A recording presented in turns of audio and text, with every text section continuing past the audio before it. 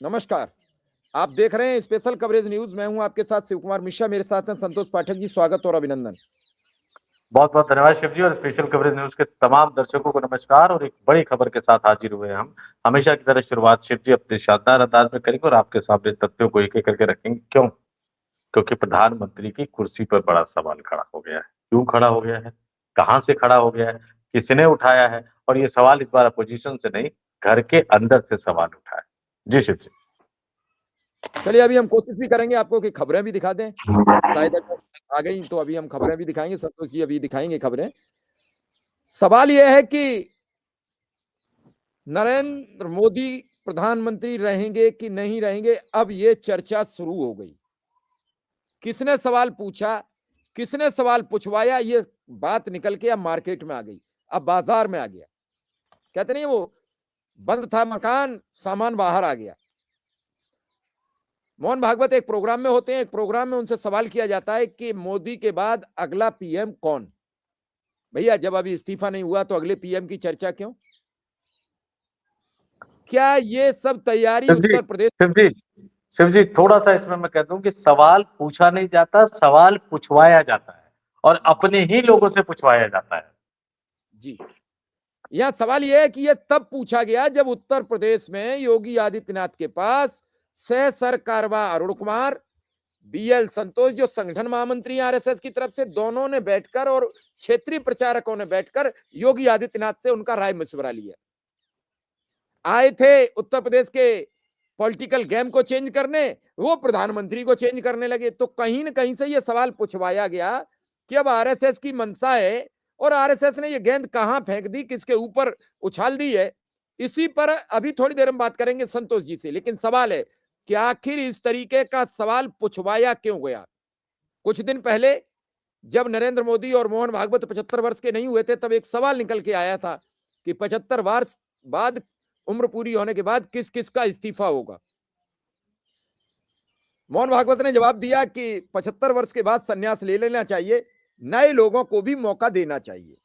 और उसके बाद जब अगली बैठक होती है, उसके बीच प्रधानमंत्री और मोदी जी, मोहन भागवत की मुलाकात होती है और उसके बाद उनके रुख बदले और उन्होंने कहा कि जरूरी नहीं है, अगर आदमी काम करने में सक्षम है तो आगे भी रनअप कर सकता है। क्योंकि उसी समय सोशल मीडिया पर यह हो गया कि 75 वर्ष के तो पहले मोहन भागवत हो रहे हैं, तो पहले मोहन भागवत अपना उत्तराधिकारी चुने। उसके कुछ दिनों बाद नरेंद्र मोदी होंगे 75 वर्ष के, तो फिर उनका उत्तराधिकारी चुना जाएगा। इस खबर से सनसनी फैल गई और उसी खबर का यह असर है कि आज मोहन भागवत से सवाल किया गया है कि प्रधानमंत्री नरेंद्र मोदी का अगला उत्तराधिकारी कौन। आपके सामने ये खबरें, खबरों में नवभारत टाइम्स की खबर है। खबर आपके समक्ष आपने देखी अभी संतोष, ये सामने आपके, नरेंद्र मोदी के बाद कौन बनेगा पीएम। आरएसएस प्रमुख मोहन भागवत ने बता दिया। अभी बताएंगे संतोष जी किसे बता दिया, थोड़ा सा इंतजार करना पड़ेगा। जी न्यूज मैं उनकी बता रहा हूं जो भाजपा समर्थक अखबार है, भाजपा समर्थक चैनल है, उनकी खबरें हैं ये सब। कौन बनेगा पीएम मोदी का उत्तराधिकारी? आरएसएस प्रमुख मोहन भागवत ने जवाब दिया।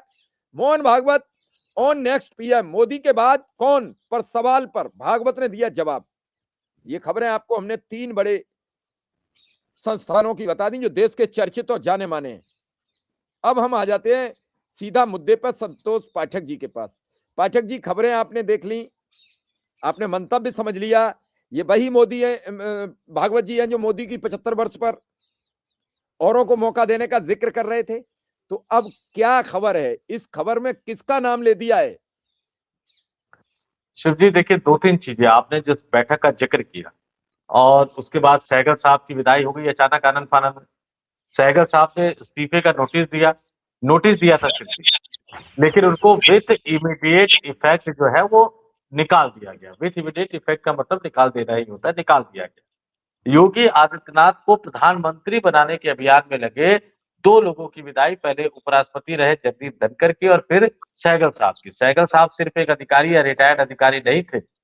जानने वाले, उत्तर प्रदेश की राजनीति को जानने वाले, समझने वाले जानते हैं कि मायावती के जिक्र हो, अखिलेश यादव का जिक्र हो, योगी आदित्यनाथ का जिक्र हो, इस देश के बड़े उद्योगपति मुकेश अंबानी का जिक्र हो, बॉलीवुड के बड़े स्टार अभिषेक बच्चन का जिक्र हो, ये तमाम लोगों की जुबान पर सहगल का नाम होता था जब ये ताकतवर हुआ करते थे उत्तर प्रदेश में।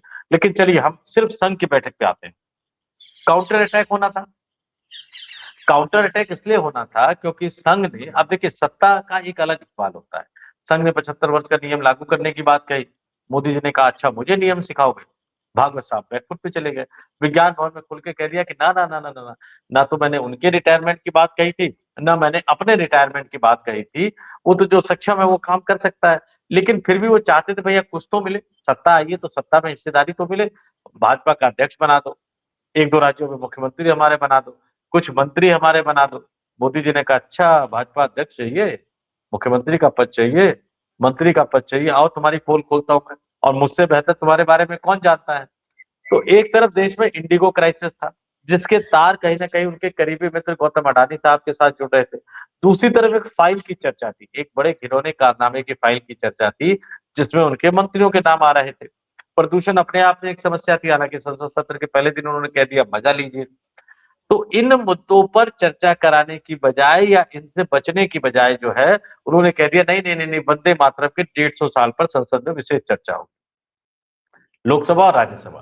पहले तो सब लोगों को लगा कि भैया ये मुद्दा टालने का जो अपना स्टाइल है नरेंद्र मोदी का, उस तरह से कर रहे हैं। राष्ट्रीय स्वयंसेवक संघ को भी लगा कि ठीक है, वो नहीं चाहते कि उनके दोस्त का नाम आए, अडानी साहब का नाम आए, इसलिए मुद्दे को टालने के लिए इस तरह की चर्चा शुरू कर रहे हैं। प्रधानमंत्री नरेंद्र मोदी ने शानदार अंदाज में चर्चा की शुरुआत की लोकसभा में। जवाहरलाल नेहरू का नाम लिया, कांग्रेस का नाम लिया, जिन्ना का नाम लिया, मुस्लिम लीग का नाम लिया। अपने लोगों का नाम नहीं लेते वो, आरएसएस के बारे में कहने को कुछ था नहीं, श्याम प्रसाद मुखर्जी के बारे में कहने को कुछ था नहीं। लेकिन जैसे जैसे ये चर्चा आगे बढ़ी, गौरव गोगोई का आना, अखिलेश यादव का आना, प्रियंका गांधी का आना, राज्यसभा में मल्लिकार्जुन खड़गे का आना, संजय सिंह का आना, ये तमाम लोग, चाहे वो कांग्रेस के हो, समाजवादी पार्टी के हो, तृणमूल कांग्रेस के हो, डीएमके के हो, राष्ट्रीय जनता दल के हो, एक एक करके जो बातें बोलने लगे, ध्यान से सुनिएगा सिर्फ, और वो सदन के रिकॉर्ड में जाने लगा। तब आरएसएस को समझ में आ गया कि मोदी जी ने उनके साथ क्या किया। जो बात किस्से कहानियों में कही जाती थी, जो बात प्रेस कॉन्फ्रेंस में कही जाती थी, जो बात सेमिनारों और गोष्ठियों में कही जाती थी, अब वो बात इस देश के लोकतंत्र के सर्वोच्च मंदिर संसद के रिकॉर्ड में दर्ज हो गया है, ऑनलाइन रिकॉर्ड में दर्ज हो गया है। 10 साल, 20 साल, 50 साल, 60 साल, 100 साल बाद कोई भी चाहेगा तो उस संसद की डिबेट को निकालेगा और तब उसको पता लगेगा कि भैया 1925 में जिस राष्ट्रीय स्वयंसेवक संघ की स्थापना हुई थी, वो 2047 तक क्या कर रहे थे।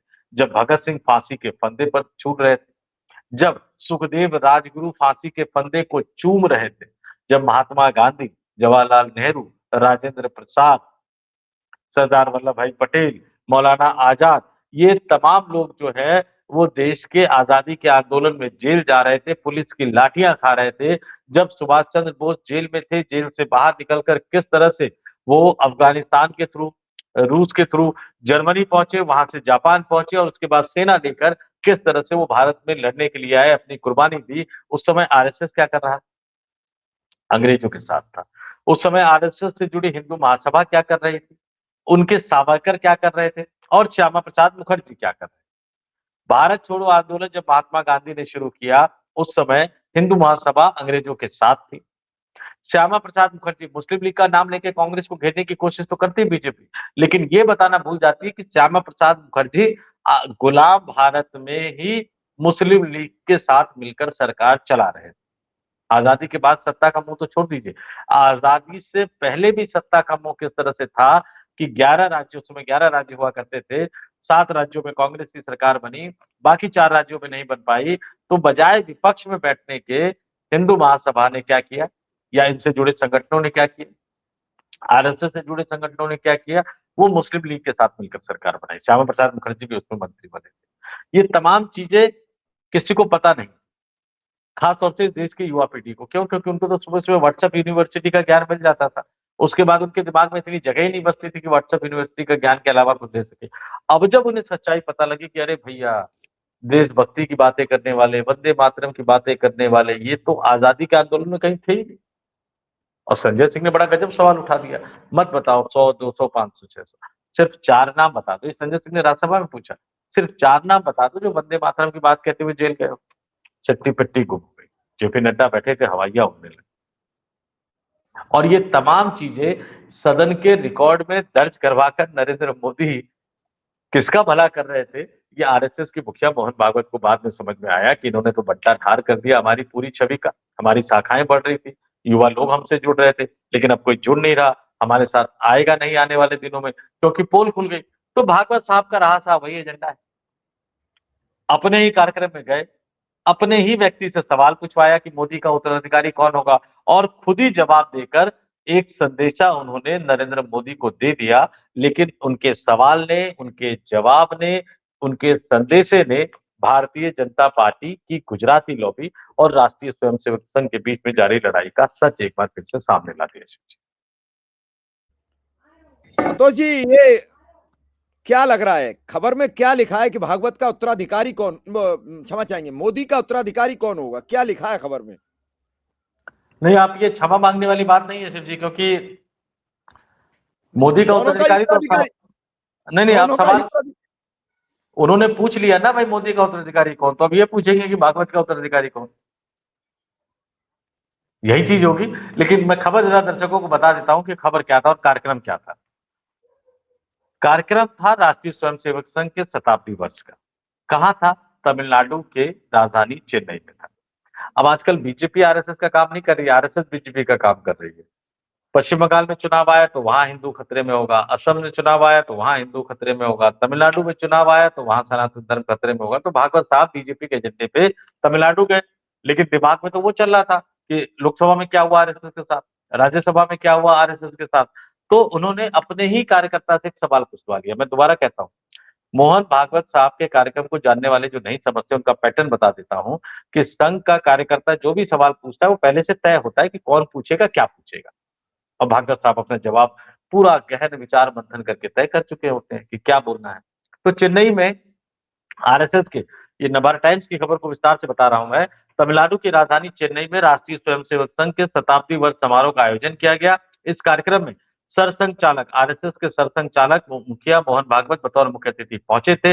इस कार्यक्रम में वहां मौजूद कार्यकर्ताओं ने उनसे कई महत्वपूर्ण सवाल पूछे और मोहन भागवत ने इन सवालों के जवाब भी दिए। बड़े कठिन कठिन सवाल थे शिव जी, आगे बताता हूँ।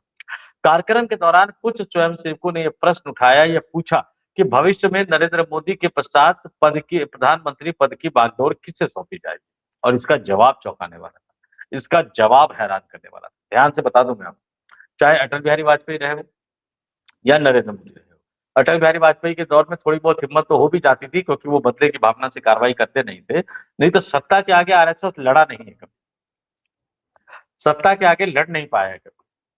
वो तो आडवाणी जी भी बेचारे, उनको तब संकोच और लिहाज का पाठ पढ़ा रहे थे मोहन भागवत साहब 2009 में, जब वो सत्ता में नहीं थे, प्रधानमंत्री पद के उम्मीदवार थे, पीएम इन वेटिंग थे और पीएम इन वेटिंग ही रहे। अब भाई ईडी और सीबीआई से सिर्फ तेजस्वी यादव को डर थोड़ी लगता है सिर्फ।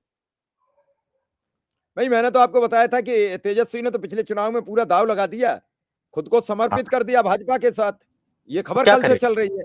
क्या करेगा? ईडी और सीबीआई से सिर्फ हेमंता बिस्वा शर्मा को डर नहीं लगता, सिर्फ अजीत पवार को डर नहीं लगता, इनके वॉशिंग मशीन में धुले हुए और तमाम लोगों को डर नहीं लगता, भाई आरएसएस को भी डर लगता है ना। तो खुल के कैसे बोलेंगे? तो मोहन भागवत ने जो जवाब दिया वो बड़ा चौंकाने वाला जवाब था। आगे हम इसके बारे में बताएंगे, लेकिन शायद आप कुछ कहना चाह रहे हैं। नहीं, मैं यही कहना चाह रहा हूं कि मैं स्क्रीन से हटूंगा, वरुण आएंगे, चूंकि कुछ टेक्निकल इशू आ रहा है। तो मेरा सवाल यह है जो आप जवाब देंगे अरुण के साथ, कि इस पूरे मामले में आखिर क्या रास्ता निकलेगा और क्या उम्मीद लग रही है, कब तक भाजपा नए प्रधानमंत्री पद का नाम तय कर लेगी और कब तक कौन हो सकता है, क्या क्या नाम है आपके पास? बिल्कुल सर जी, ये जो जवाब दिया आरएसएस के मुखिया ने, सरसंघ चालक ने, मोहन भागवत साहब ने, वो जवाब अपने आप में बहुत दिलचस्प है। और जो आपने सवाल पूछे कि कब तक तय कर लेगी, कैसे तय होगा, कौन इस नाम में आगे आएगा, इन तमाम चीजों के बारे में मैं आपको बता दूं। पहले बता देता हूं भागवत साहब ने कहा क्या। भागवत साहब ने कहा, जब उनसे पूछा गया कि भाई नरेंद्र मोदी का उत्तराधिकारी कौन होगा, अरुण भाई बहुत बहुत स्वागत है आपका। धन्यवाद सर आपका। जी, आप बात जारी अब रखें। दर्शकों के साथ कंटिन्यू रखते हैं।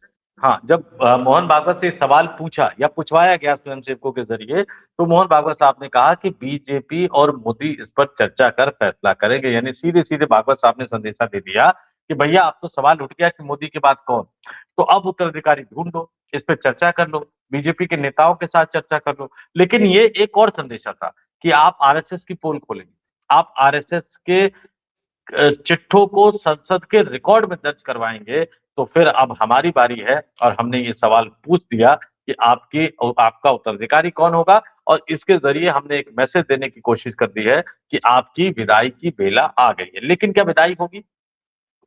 मोदी का पहले वार, फिर आरएसएस का पलटवार, अब फिर मोदी का वार हो सकता है। और जहां तक जो इससे पहले कार्यक्रम में शिव जी ने पूछा था कि कौन प्रधानमंत्री पद के दावेदारों में सबसे आगे है, तो प्रधानमंत्री कौन नहीं बनना चाहता है? आप नितिन गडकरी से ले लीजिए, अमित शाह से ले लीजिए, योगी आदित्यनाथ से ले लीजिए, देवेंद्र फडणवीस से ले लीजिए, शिवराज सिंह चौहान से ले लीजिए। लेकिन इस संकट की घड़ी में बीजेपी में एक नेता है, जो पिछले 6 दिनों से बिल्कुल नरेंद्र मोदी बनने की कोशिश कर रहे हैं। नरेंद्र मोदी के स्टाइल में बात कर रहे हैं। कभी सिंह को लाने की बात करते हैं, कभी पीओके को लाने की बात करते हैं, कभी पता नहीं कौन-कौन सी बातें करते हैं। और अभी तो लोकसभा में भाषण दे रहे थे, किसी ने रोका, कीर्ति आजाद ने रोका, तृणमूल कांग्रेस के सांसद ने कहा, अब ये भग जबरदस्त के बाद अंदाज है। ये भग के बाद जो वो कहना चाह रहे थे, अच्छी बात है कि वो रुके, नहीं तो पता नहीं क्या कहते। आमतौर पर वो शालीन और सभ्य नेता माने जाते हैं, राजनाथ सिंह का जिक्र कर रहा हूं मैं। लेकिन राजनाथ सिंह किस्मत के धनी माने जाते हैं। आडवाणी का पत्ता कटा तो वो राष्ट्रीय अध्यक्ष बन गए। जब गडकरी का पत्ता कटा, वेंकैया नायडू को अध्यक्ष बनने को कहा गया, वेंकैया नायडू के घर मिठाइयां बनने लगी, अचानक रात के 1 डेढ़ बजे पता नहीं क्या खेल हो गया, अगले दिन राजनाथ सिंह अध्यक्ष बन गए। उत्तर प्रदेश का भी यही हाल था जब जब वो सामने आए। अब वो नरेंद्र मोदी बनना चाहते हैं या उन्होंने गुस्सा किया, ये खबर नहीं है सिर्फ अरुण भाई। खबर यह है कि उस गुस्से के चंद सेकंड के वीडियो को भारतीय जनता पार्टी के सोशल मीडिया अकाउंट पर यानी एक्स पर और फेसबुक पर पोस्ट किया गया। और बीजेपी आईटी सेल के मुखिया कौन है? अमित मालवीय। अमित मालवीय की सहमति के बिना वो पोस्ट नहीं हो सकता। तो यानी अमित मालवीय को ये पता लग गया, बीजेपी आईटी सेल को ये पता लग गया कि मोदी जी जाएंगे तो अगले प्रधानमंत्री राजनाथ सिंह बनेंगे। और वैसे भी राजनाथ सिंह के जो राजनीतिक सलाहकार हैं, जो अब राज्यसभा सांसद भी हो गए हैं, प्रवक्ता है, शब्दों के बाजीगर, जादूगर, जो भी कह लीजिए, सुधांशु त्रिवेदी एक जमाने में कह चुके हैं कि भाई उनकी कुंडली में प्रधानमंत्री बनने का योग लिखा है, यानी राजयोग लिखा है। तो किस्मत के धनी राजनाथ सिंह का नंबर आ सकता है, लेकिन ये लड़ाई अभी खत्म नहीं होने वाली। मतलब अचानक से मोदी रिटायर नहीं होंगे। आरएसएस ने सवाल तो उठा दिया कि भैया मैंने तो सरेंडर कर दिया था, मैं तो कह भी नहीं रहा था कि तुम 75 वर्ष की उम्र में रिटायर हो जाओ। हमने तो यही कहा था कि 1-2 राज्यों का मुख्यमंत्री देख लो हमारी पसंद से, कुछ मंत्री देख लो हमारी पसंद से, भारतीय जनता पार्टी का अध्यक्ष देख लो हमारी पसंद से। तुमने तो संसद में एक तरह से हमारे कपड़े उतार दिए। भाई वंदे मातरम पर लोकसभा और राज्यसभा में चर्चा करके इस देश की युवा पीढ़ी को बता दिया कि आजादी के आंदोलन में आरएसएस का कोई योगदान नहीं था, वंदे मातरम में आरएसएस का कोई योगदान नहीं था। और आरएसएस से जुड़ा हुआ दल, आरएसएस से जुड़े हुए नेता गुलाम भारत में सत्ता के लिए इतने लालची हो गए थे कि मुस्लिम लीग के साथ मिलकर सरकार चला रहे थे। उस बंगाल में सरकार चला रहे थे जिस बंगाल में बाद में जब बंटवारा हुआ तो लाखों हिंदुओं को कैसे मारा गया। ये तो तमाम क्या चीजें संतोष सर, रखते। तो सर इसको ऐसे समझा जाए, क्या जो मोदी ने संसद में वंदे मातरम पर जो आरएसएस की चीचा लेदर कराई, क्या अब आरएसएस ने भी मोदी को जवाब दे दिया है कि नंबर अब आपका भी है? बिल्कुल, आरएसएस ने जवाब दे दिया कि देखो भैया सवाल उठ गया है, मोदी का उत्तराधिकारी कौन? तो अब तो छोड़ना पड़ेगा। लेकिन अगले 48 घंटे बहुत महत्वपूर्ण रहने वाले हैं अरुण भाई, क्योंकि पलटवार तो आएगा गुजराती लॉबी की तरफ से। अब नरेंद्र मोदी क्या करेंगे? अमित शाह क्या करेंगे? गुजराती लॉबी क्या करेगी? इसका थोड़ा-सा हमें इंतजार करना पड़ेगा, क्योंकि अब तमाम चीजें देखिए। जगदीप धनखड़ की विदाई, कुछ दिन पहले योगी आदित्यनाथ के घर पर बीएल संतोष, अरुण कुमार और संघ के अन्य नेताओं की एक बैठक, फिर सहगल की विदाई, फिर पीएमओ से हिरेन जोशी का जाना, एक फाइल लीक होकर आना, कई तरह की खबरें निकलकर सामने आना, इंडिगो का क्राइसिस जिसमें साहब के करीबी मित्र अरबपति कारोबारी धन्ना सेठ का नाम आना, फिर दिल्ली हाईकोर्ट की फटकार लगाना आज। और इस बीच में लोकसभा और राज्यसभा के अंदर राष्ट्रीय स्वयंसेवक संघ की पोल खुल जाना, ये अपने आप में बताता है कि एक राजनीतिक लड़ाई शुरू हुई है। और अब वार पलटवार के इस खेल में अगली बारी जो है वो नरेंद्र मोदी की है, गुजराती लॉबी की है। तो एक बड़ा राजनीतिक हमला क्या नरेंद्र मोदी करेंगे, गुजराती लॉबी करेगी, या संघ कोई और अटैक करेगा? क्योंकि ये खुला खेल अब शुरू हो चुका है, क्योंकि दोनों ही, और अच्छी बात है देश के लिए, अच्छी बात है इस देश के लिए कि आपस में ही लड़के दोनों कम से कम एक दूसरे की पोल खोलकर इस देश को सच तो बता रहे हैं कि व्हाट्सएप यूनिवर्सिटी के जरिए बहादुरी का ढिंडोरा पीटने वाले भाजपाइयों की, संघियों की असलियत क्या है, असली चेहरा क्या है। चलिए सर, जाते-जाते एक अंतिम सवाल आपसे पूछेंगे। इन सब में आप फिर योगी की भूमिका को कैसे देखते हैं? क्या जब ये सब प्रधानमंत्री बदलने की बात चल रही है, तो क्या योगी फिर यूपी से आएंगे दिल्ली में? आरएसएस उन्हें लेकर आएगा? देखिए, योगी ने 2 मोहरे फेंके थे सिर्फ, अरुण भाई। पहला मोहरा था जगदीप धनखड़, उपराष्ट्रपति थे, आगरा के कुर्सी समिट में चलने गए, बेचारे की। आगरा के समिट में गए, योगी ने मन मोह लिया, वापस आए, तो योगी के लिए लॉबिंग करते नजर आए, चंद्रबाबू नायडू को साधते हुए नजर आए, अचानक कुर्सी चली गई। अब वो तबीयत खराब का बहाना, तबीयत ऐसी खराब कि उसके बाद बैडमिंटन खेलते हुए नजर आ रहे थे। अब पता नहीं कैसी तबीयत उनकी खराब हुई। दूसरा, उन्होंने भेजा अपने दूत के तौर पर सहगल साहब को। अब सहगल साहब के साथ भी वही हालत हुई। उन्होंने इस्तीफे का नोटिस दिया था, लेकिन उनको कह दिया गया नहीं भाई भागो यहाँ से विथ इमीडिएट इफेक्ट। तो उनके 2 मोहरे तो हार गए। तो इस लड़ाई में वो आगे क्या कर पाएंगे, नहीं कर पाएंगे, ये कहना बहुत मुश्किल है, क्योंकि जब इस तरह की लड़ाई होगी तो फिर अमित शाह हो सकता है अड़ जाए कि मुझे बनाओ, मुझे नहीं बनाओगे तो योगी नहीं चाहिए मुझे। नरेंद्र मोदी किसी नाम पर अड़ जाएंगे कि मैं टिका रहूंगा, अगर मैं मुझे हटाओगे तो मुझे ये आदमी नहीं चाहिए। ये बिल्कुल उसी तरह की बात होगी कि एक जमाने में यूपी में जब कल्याण सिंह को हटाया जाने वाला था, तो राजनाथ सिंह मुख्यमंत्री बनने थे। कल्याण सिंह ने कहा किसी को भी उठा के दिया हो, जो शब्द उन्होंने कहा वो शब्द मैं इस्तेमाल नहीं करूंगा यहाँ पे, स्क्रीन पर इस्तेमाल नहीं करूंगा। उन्होंने कहा किसी को भी उठा के लिया हो, लेकिन राजनाथ सिंह नहीं चाहिए। तो थोड़े समय के लिए रामप्रकाश गुप्ता को मुख्यमंत्री बनाया गया था उत्तर प्रदेश का। वही जी। हालत शायद देश की राजनीति में भी होगी। चलिए संतोष सर, आपका बहुत-बहुत धन्यवाद। आपने बिल्कुल आज साफ बता दिया कि अब बीजेपी और आरएसएस ने एक-दूसरे को संदेश दे दिया है, लेकिन अब ये कितनी जल्दी समझ में आता है, कितनी जल्दी लागू होता है, ये आने वाला वक़्त बताएगा। आपका बहुत-बहुत धन्यवाद, बहुत-बहुत आभार। बहुत बहुत धन्यवाद, तमाम दर्शकों को आभार। और एक बात और कहूंगा, भाई वीडियो जी, पसंद आ रहा है तो 2-4 लोगों तक फॉरवर्ड कर दो। वीडियो को जी, रोको मत। तमाम दर्शकों से कहूंगा कि हम मेहनत से कुछ चीजें निकाल कर लाते हैं, और हम जो निकाल के लाते हैं वो किसी के पास नहीं होता। तो थोड़ी सी मेहनत आप भी कर दो, लाइक कर दो, कमेंट कर दो। अगर नए दर्शक हो तो सब्सक्राइब कर लो, पुराने दर्शक हो तो 2-4 लोगों तक कम से कम हमारे वीडियो को फॉरवर्ड जरूर कर दिया करो। बहुत बहुत धन्यवाद, आभार, नमस्कार। नमस्कार।